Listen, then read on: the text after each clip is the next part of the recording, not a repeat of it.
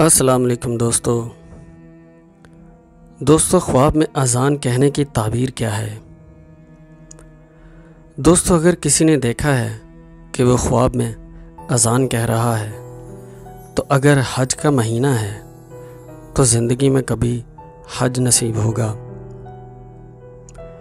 लेकिन अगर हज का महीना नहीं है तो ऐसा शख्स नेक लोगों में शामिल किया जाएगा, नेकी का हुक्म करेगा और लोगों को बुराई से रोकेगा। दोस्तों, अगर साहिब ख्वाब अज़ान कहते हुए कुछ ऐसे कलिमात कहता है जिनको वो खुद नहीं जानता तो साहिब ख्वाब चोरी के अमल में मुब्तला होगा या दोस्तों उस पर चोरी का इल्ज़ाम लगाया जाएगा। दोस्तों, अगर साहिब ख्वाब देखे कि वो बेवक्त अज़ान कहता है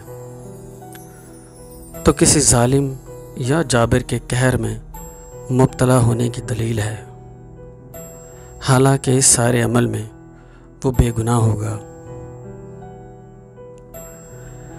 दोस्तों, अज़ान कहने की एक और ताबीर भी है। अगर साहिब ख्वाब देखे कि वो सफ़र करता है और किसी सवारी पर सवार है और अज़ान कह रहा है तो साहिब ख्वाब के लिए हज की बशारत है। होप आपको ये वीडियो इन्फॉर्मेटिव लगी होगी।